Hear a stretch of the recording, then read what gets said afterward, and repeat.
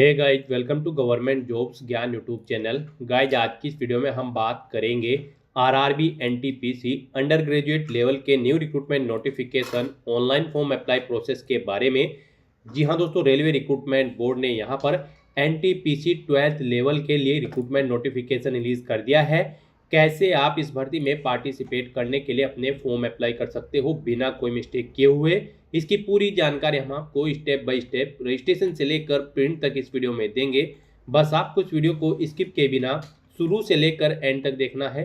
उसके बाद वीडियो पसंद आए तो इसे लाइक और शेयर कर दे। चैनल पर नए हो तो इसे सब्सक्राइब कर ले।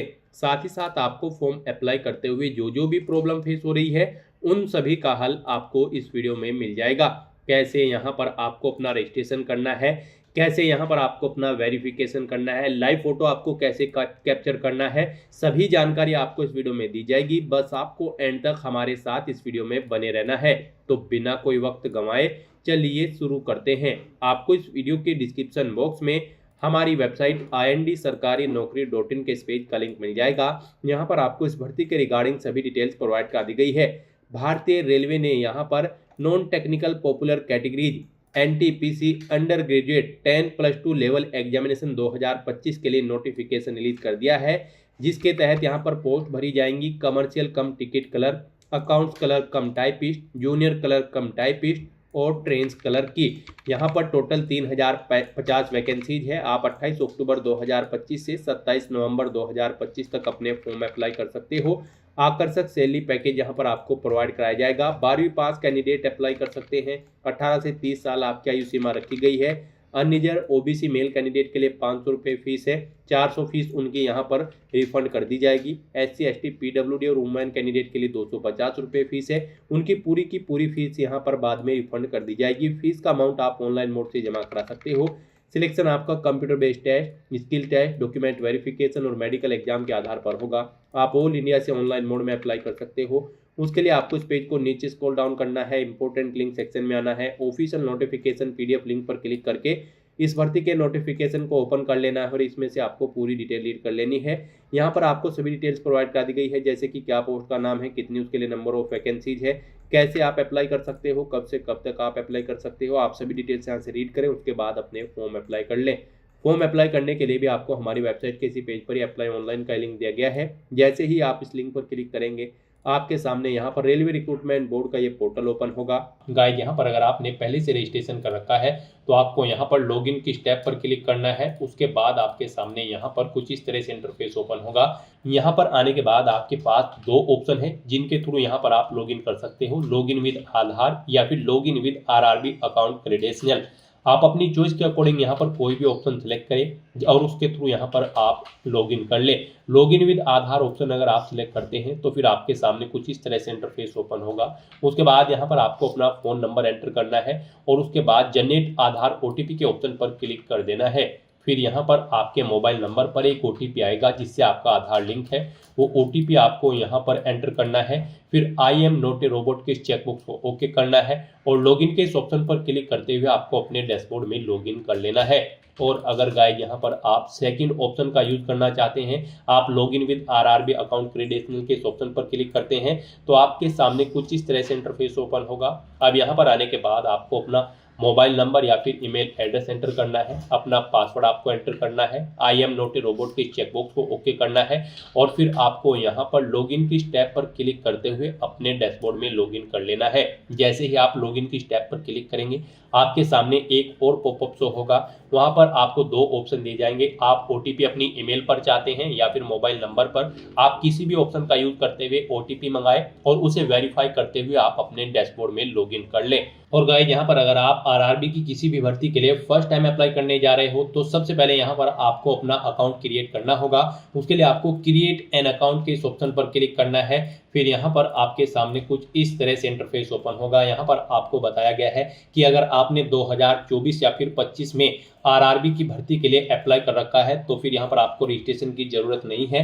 अदरवाइज यहाँ पर आपको रजिस्ट्रेशन करना होगा। तो यहाँ पर आप ओके करें और यहाँ पर अब आप अपनी बेसिक डिटेल्स प्रोवाइड करते हुए अपना रजिस्ट्रेशन कंप्लीट कर लें। सबसे पहले यहाँ पर आपको अपनी नेशनलिटी सेलेक्ट करनी है। उसके बाद यहाँ पर आपको अपनी पर्सनल इंफॉर्मेशन देनी है।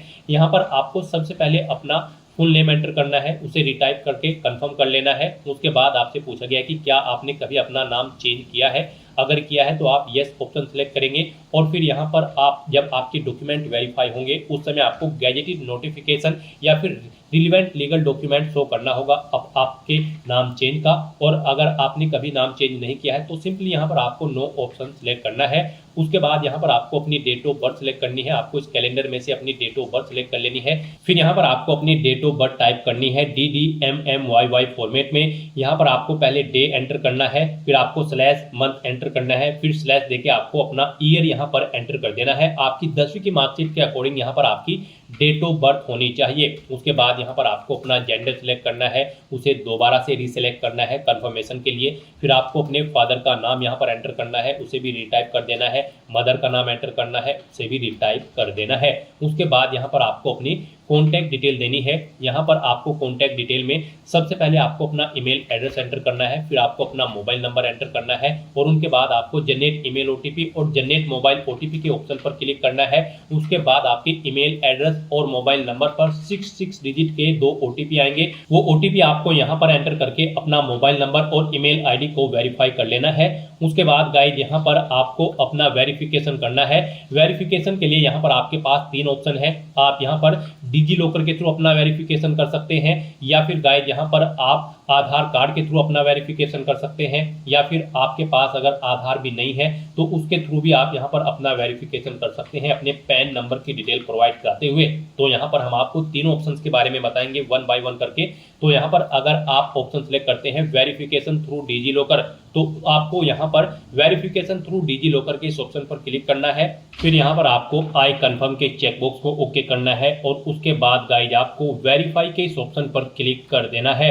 नेक्स्ट आपके सामने डिजी लॉकर का इंटरफेस ओपन हो जाएगा। यहाँ पर आने के बाद गाइज आपको अपना आधार नंबर एंटर करना है, ये कैप्चा कोड आपको यहाँ पर एंटर करना है और उसके बाद फिर आपको नेक्स्ट के इस ऑप्शन पर क्लिक कर देना है। फिर आपके रजिस्टर्ड मोबाइल नंबर पर जिससे आपका आधार अटैच है यानी कि लिंक है, उस पर एक ओटीपी आएगा। वो ओटीपी आपको यहाँ पर एंटर करना है और फिर आपको दोबारा से कंटिन्यू के इस ऑप्शन पर क्लिक कर देना है।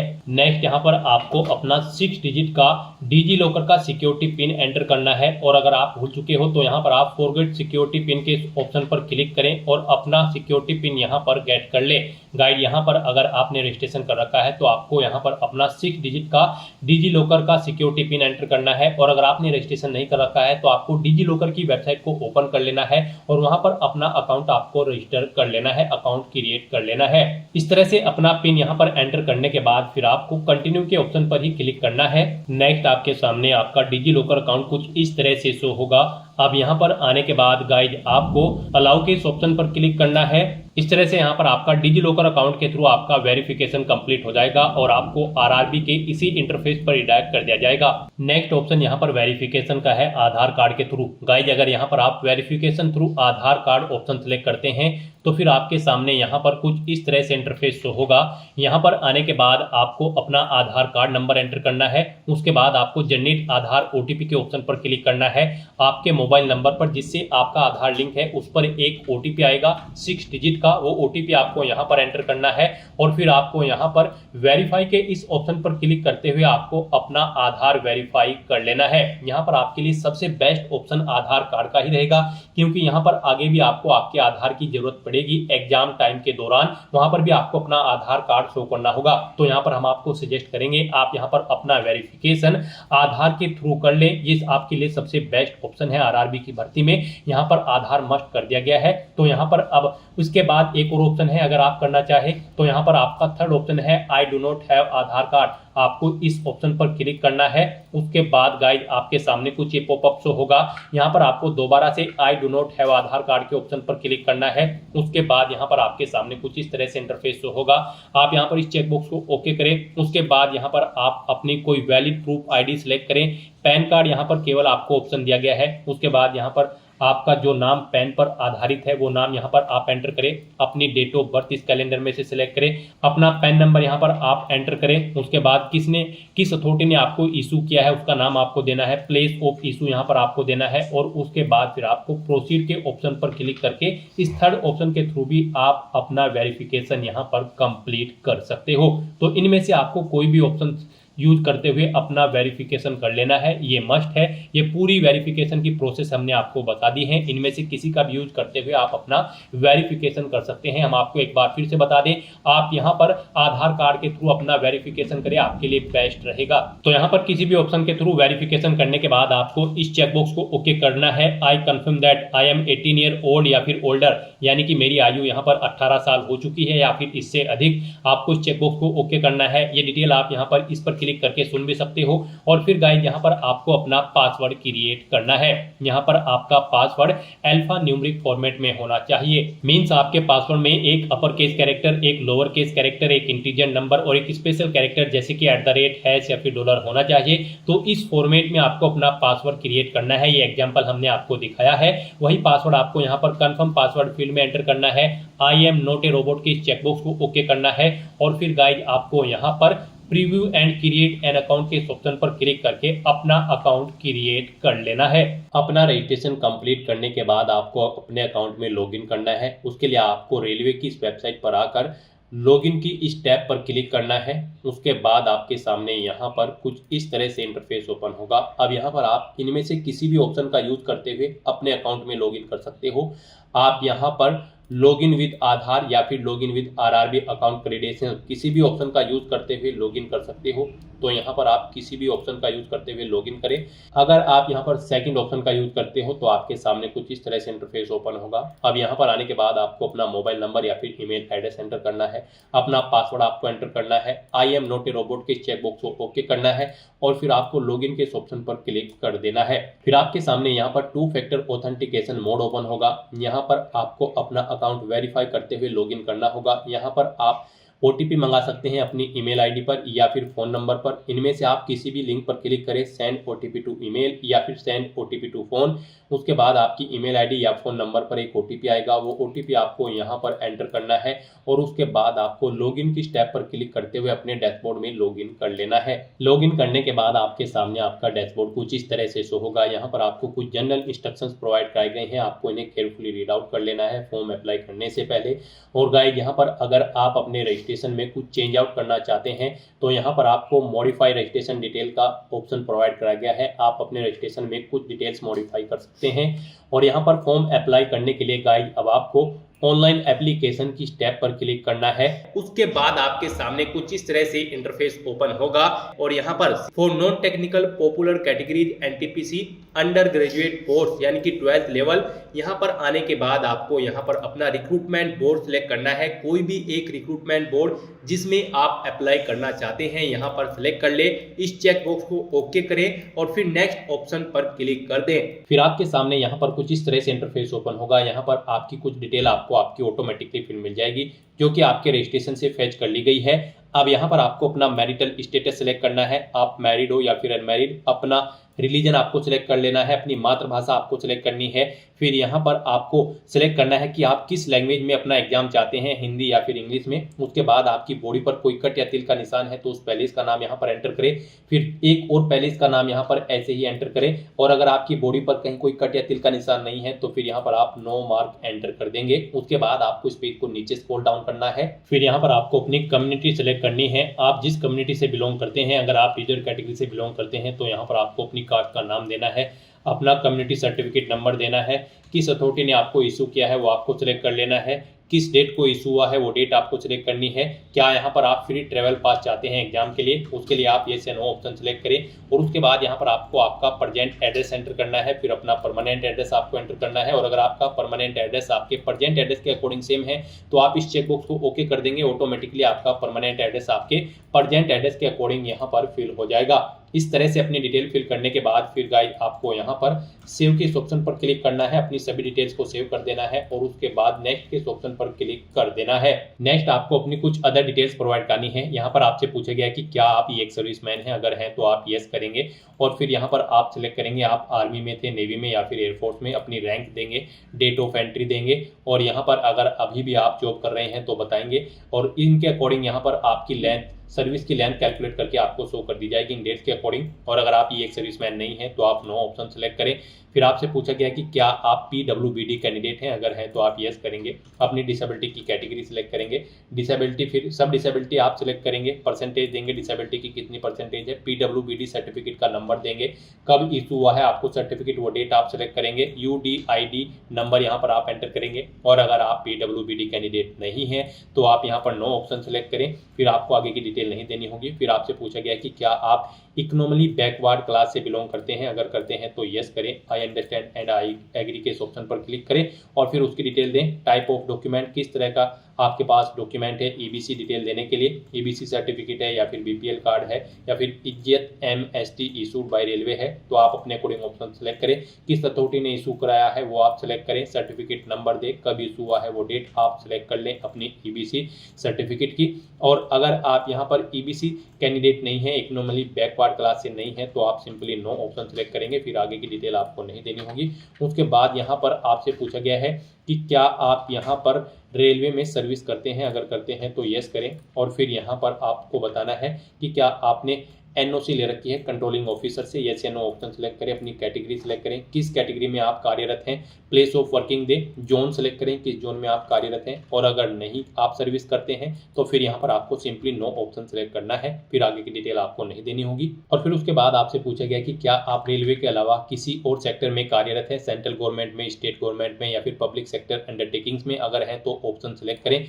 और फिर यहाँ पर आप उनकी डिटेल प्रोवाइड करें, जैसे कि ऑर्गेनाइजेशन का नाम, कब से आपने जॉब स्टार्ट की है, क्या आप फिलहाल भी वर्क कर रहे हैं, यहाँ पर आपको डिटेल देनी होगी। और अगर नहीं है आप कहीं पर भी कार्यरत तो सिंपली यहाँ पर आप नॉट एप्लीकेबल ऑप्शन सेलेक्ट करेंगे। आगे की डिटेल फिर आपको नहीं देनी होगी। फिर यहाँ पर आपको अपनी बैंक डिटेल देनी है फीस रिफंड के लिए। यहाँ पर सबसे पहले आपको अकाउंट होल्डर का नाम देना है, फिर आपको यहाँ पर बैंक अकाउंट नंबर अपना देना है। उसके बाद यहाँ पर आपको फीस कंफर्म के लिए बैंक अकाउंट नंबर एक बार फिर से एंटर करना होगा। उसके बाद आपको अपने बैंक का FSC कोड यहाँ पर एंटर करना है और कंफर्म के इस ऑप्शन पर क्लिक करना है। इसके अकॉर्डिंग यहाँ पर आपके बैंक का नाम और एड्रेस ऑटोमेटिकली फैच कर लिया जाएगा। इस तरह से अपनी सभी डिटेल्स यहाँ पर प्रोवाइड करने के बाद फिर आपको सेव के इस ऑप्शन पर क्लिक करके अपनी सभी डिटेल्स सेव कर देनी है। और उसके बाद गाइज आपको नेक्स्ट के इस ऑप्शन पर क्लिक कर देना है। नेक्स्ट यहाँ पर आपको अपनी एजुकेशनल क्वालिफिकेशन की डिटेल प्रोवाइड करनी है। गाइज इस भर्ती में पार्टिसिपेट करने के लिए आपका 12वीं क्लास पास आउट होना जरूरी है किसी वेल रिकॉग्नाइज्ड बोर्ड या फिर स्कूल से।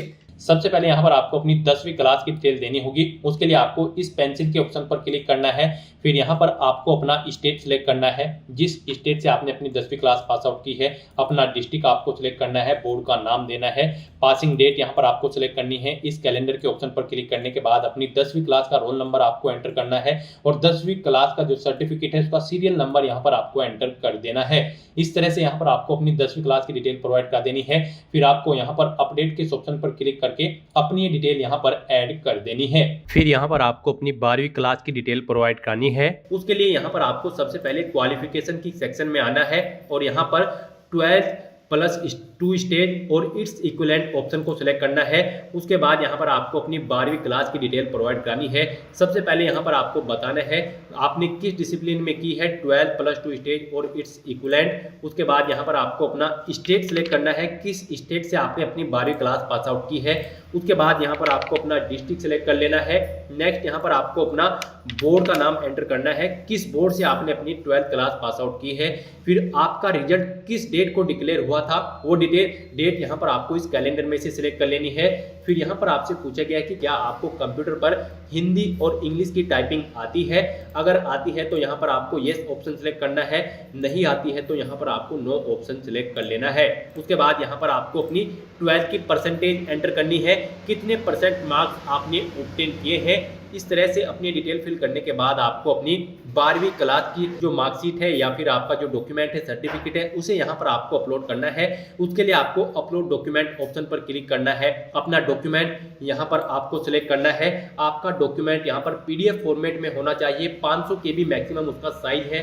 यहाँ पर आपको फाइल को सिलेक्ट करके उसे अपलोड कर देना है। इस तरह से अपनी डिटेल फिल करने के बाद और अपना डॉक्यूमेंट आपका 12वीं का सर्टिफिकेट अपलोड करने के बाद आपको ऐड ऑप्शन पर क्लिक क्लिक करना है और अपनी 12th क्लास की डिटेल को ऐड कर देना है। और उसके बाद अगर आपने 12th के बाद आपके पास कोई ग्रेजुएट या फिर कोई पोस्ट ग्रेजुएट डिग्री है तो वो भी यहाँ पर आप ऐड कर सकते हो। सेम ऐसे ही यहाँ पर आपको अपनी बाकी की क्वालिफिकेशन भी ऐड कर देनी है।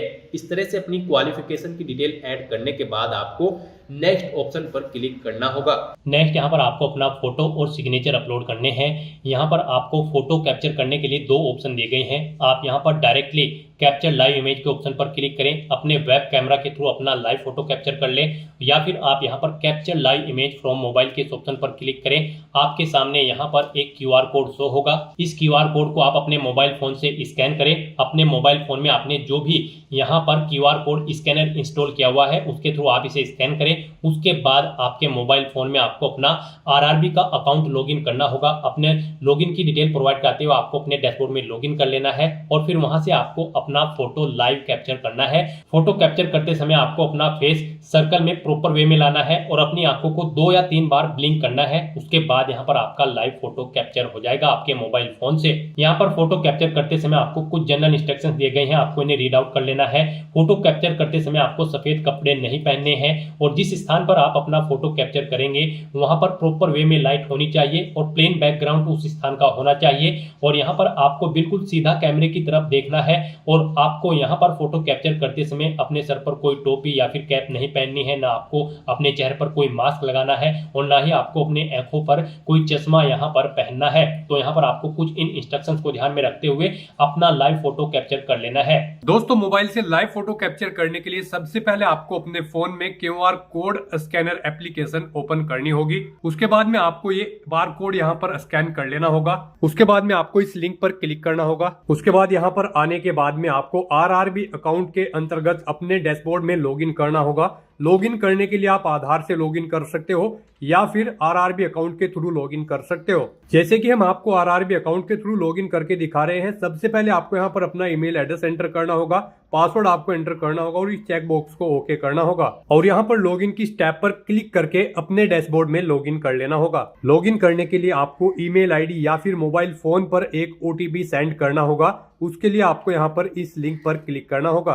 OTP एंटर करने के बाद में आपको लॉगिन की स्टेप पर क्लिक करना होगा। लॉगिन करने के बाद में आपके सामने कुछ इस तरह से इंटरफेस ओपन हो जाएगा। यहाँ पर आकर आपको इस पेज को स्क्रॉल डाउन करना होगा और यहाँ पर आप देख सकते हो capture live image. Live photo capture करने के लिए आपको इस टैब पर क्लिक करना होगा और अपना लाइव फोटो कैप्चर कर लेना होगा। फोटो कैप्चर करने के लिए आपको अपना फेस इस सर्कल के अंतर्गत लाना होगा और अपनी आंखों को यहाँ पर ब्लिंक करना होगा वेरिफिकेशन के लिए और उसके बाद में कैप्चर के इस टैब पर क्लिक करके अपना लाइव फोटो कैप्चर कर लेना होगा। तो इस तरह से आपका लाइव फोटो कैप्चर हो जाएगा और उसके बाद में आपको सेव की टैब पर क्लिक करके अपना लाइव फोटो जो आपने कैप्चर किया है उसको सेव कर देना होगा। उसके बाद गाइस यहाँ पर आपको अपने सिग्नेचर अपलोड करने हैं। सिग्नेचर यहाँ पर आपके JPG या फिर JPEG फॉर्मेट में होने चाहिए। सिग्नेचर की विड्थ आपकी 140 पिक्सल होनी चाहिए, हाइट 60 पिक्सल होनी चाहिए। सिग्नेचर यहाँ पर आपको एक ब्लैंक इंक पेन से व्हाइट पेपर पर करने हैं। यहाँ पर आपको एक बॉक्स क्रिएट करना है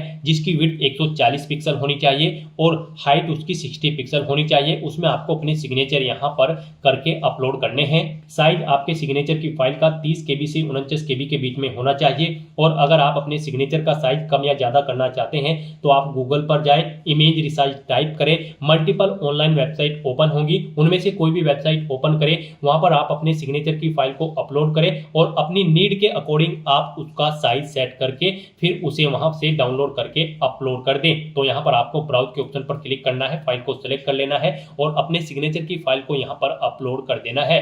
तो इस तरह से यहाँ पर आपका लाइव फोटो कैप्चर हो जाएगा और सिग्नेचर आपके अपलोड हो जाएंगे। उसके बाद आपको इस पेज को नीचे स्क्रॉल डाउन करना है और फिर गाइज आपको सेव के ऑप्शन पर क्लिक करके अपना फोटो सिग्नेचर यहाँ पर सेव कर देने हैं और उसके बाद फिर आपको नेक्स्ट के ऑप्शन पर क्लिक कर देना है। नेक्स्ट आपके सामने कुछ इस तरह से इंटरफेस ओपन होगा। आपने पीछे जो डिटेल प्रोवाइड कराई है आपकी एलिजिबिलिटी के अकॉर्डिंग यहाँ पर आपको सभी पोस्ट शो कर दी गई है जिन जिन पर अप्लाई करने के लिए आप एलिजिबल है, एप्लीकेबल है। अब आप जिस भी पोस्ट को प्रेफरेंस देना चाहते हैं उसके सामने आप प्लस के बटन पर क्लिक करें और इधर दूसरे इस कॉलम में उसे ऐड कर दे। जिस भी पोस्ट पर आप क्लिक करेंगे फर्स्ट टाइम तो वो फर्स्ट प्रेफरेंस पर ऐड होगी, और जिस पर आप सेकंड टाइम क्लिक करोगे तो यहाँ पर उसे सेकंड प्रेफरेंस दिया जाएगा। फिर आपको इस चेकबॉक्स को ओके करना है, डिक्लेरेशन सेक्शन में आना है, I have be declare that, इस चेकबॉक्स को ओके करना है, यहाँ पर अपना पहले ही एंटर करना है, और उसके बाद गाइज आपको यहाँ पर सेव के ऑप्शन पर क्लिक करके अपनी डिटेल सेव कर देनी है, और उसके बाद फिर आपको यहाँ पर प्रीव्यू एप्लीकेशन के ऑप्शन पर क्लिक कर देना है। फिर यहाँ पर आपको आपके एप्लीकेशन फॉर्म का पूरा प्रीव्यू शो कर दिया गया है। आपको सभी डिटेल्स केयरफुली चेकआउट करनी है, पेज को नीचे स्क्रॉल डाउन करना है, इस चेकबॉक्स को ओके करना है। कहीं पर कोई मिस्टेक है तो आप एडिट के ऑप्शन पर क्लिक करके एडिट कर सकते हैं, नहीं तो यहाँ पर बस गाइड अब आपको सबमिट के इस ऑप्शन पर क्लिक कर देना है। नेक्स्ट यहाँ पर आपको अपना फीस पेमेंट करना है। यहाँ पर आपको आपकी कैटेगरी के अकॉर्डिंग एप्लीकेशन फीस का अमाउंट शो कर दिया जाएगा। रिजर्व कैटेगरी कैंडिडेट के लिए यहाँ पर 250 रुपये फीस है, और अनरिजर्व कैटेगरी कैंडिडेट के लिए 500 रुपये फीस है। इसमें से इनको 400 रुपये फीस रिफंड कर दी जाएगी, और रिजर्व कैटेगरी कैंडिडेट की सभी फीस यहाँ पर आपको रिफंड कर दी जाएगी। लेकिन यहाँ पर फॉर्म कंफर्मेशन के लिए आपको अभी अपना फीस पेमेंट करना है, तो उसके लिए गाइड यहाँ पर अब आपको पे विद SBI ई पे के ऑप्शन पर क्लिक करना है, और प्रोसीड करते हुए आपको यहाँ पर फीस पेमेंट के इंटरफेस पर आ जाना है। यहाँ पर आप debit card, credit card, net banking, UPI या फिर वॉलेट के माध्यम से अपना फीस पेमेंट कर सकते हो। UPI यहाँ पर आपके लिए सबसे बेस्ट और इजी ऑप्शन रहेगा। आप UPI के ऑप्शन पर क्लिक करें। UPI में भी फीस पेमेंट करने के लिए आपके पास दो ऑप्शन है। आप अपनी UPI ID एंटर करें, वैलिडेट UPI ID के ऑप्शन पर क्लिक करते हुए अपना फीस पेमेंट कर दें, या फिर गाइड यहाँ पर आप UPI QR के ऑप्शन पर क्लिक करें, फिर यहाँ पर पे नाउ के ऑप्शन पर क्लिक करें। ये QR कोड आप अपने UPI एप्लीकेशन से स्कैन करें और अपना फीस पेमेंट कर दें। सक्सेसफुली फीस पेमेंट करने के बाद यहाँ पर आपके एप्लीकेशन फॉर्म की सभी टास्क कंप्लीट हो जाएगी और आपका फॉर्म सबमिट हो जाएगा। उसके बाद आपको अपने एप्लीकेशन फॉर्म का एक हार्ड कॉपी प्रिंट आउट ले लेना है फ्यूचर यूज के लिए, फ्यूचर रेफरेंस के लिए, और फिर आप अपने डैशबोर्ड में भी जाकर चेकआउट कर सकते हो कि आपका फॉर्म सक्सेसफुली सबमिट हो चुका है या फिर नहीं। तो दोस्तों ऐसे आप RRB NTPC की इस भर्ती के लिए अपने फॉर्म अप्लाई कर सकते हो बिना कोई मिस्टेक के हुए। आज की इस वीडियो में बस इतना ही। आई होप वीडियो आपको पसंद आई होगी। अगर पसंद आई हो तो इसे लाइक और शेयर करें, चैनल पर नए हो तो इसे सब्सक्राइब कर लें। Thanks for watching.